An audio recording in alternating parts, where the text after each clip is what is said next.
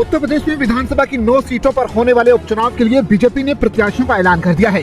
BJP ने करहल, कुंदरकी, गाजियाबाद, फूलपुर, मझुआ, कटहेरी, खैर और मीरापुर सीट पर उपचुनाव के लिए प्रत्याशियों का ऐलान किया। भारतीय जनता पार्टी ने करहल सीट से अनुजेश यादव, कुंदरकी से रामवीर सिंह ठाकुर, मझुआ से सुष्मिता मौर्य, कटहेरी से धर्मराज निषाद, खैर से सुरेंद्र दिलेर और मीरापुर से प्रत्याशियों का ऐलान किया है। फूलपुर से दीपक पटेल, गाजियाबाद से संजीव शर्मा को टिकट मिला है।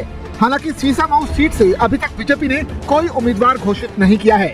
यूपी में बीजेपी कैंडिडेट की इस लिस्ट के जरिए पार्टी ने तमाम जातिगत समीकरणों को साधने की कोशिश की है। जैसे करहल से अनुजेश यादव को सपा के तेज प्रताप यादव के खिलाफ चुनाव मैदान में उतारा गया है। वहीं गाजियाबाद से ब्राह्मण चेहरे पर पार्टी ने भरोसा जताया है, जबकि सीसामऊ सीट से बीजेपी ने अब तक किसी भी उम्मीदवार के नाम का ऐलान नहीं किया।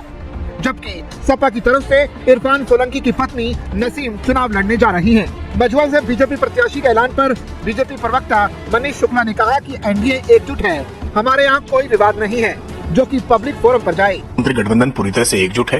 किसी नेता का कोई सार्वजनिक बयान आप दिखा दीजिए जिसमें किसी नेता ने कोई मनमुटाव की या मतभेद की बात की हो। भारतीय जनता पार्टी अपने सहयोगी दलों के साथ बड़े सौहार्दपूर्ण वातावरण में रहती है, बड़े आदर और सम्मान के साथ सब कुछ लेकर के साथ चलती है। सबका साथ, सबका विकास, सबका विश्वास और सबका प्रयास हम केवल कहते नहीं है बल्कि करके दिखाते हैं। राष्ट्रीय जनतांत्रिक गठबंधन के उम्मीदवार जल्द ही नामांकन करेंगे और सभी सीटों पर इस बार विजय पताका लहराने का काम करेंगे। हरियाणा में कांग्रेस ने सपा को हैसियत दिखाई। अखिलेश यादव महाराष्ट्र में कांग्रेस पर दबाव बना रहे हैं। दबाव की राजनीति इंडिया अलायंस में हो रही है।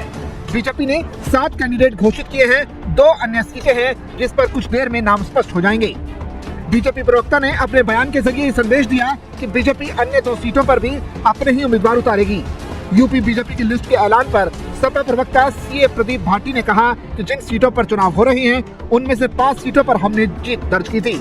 हमारी कांग्रेस से लंबे समय से बात चल रही है।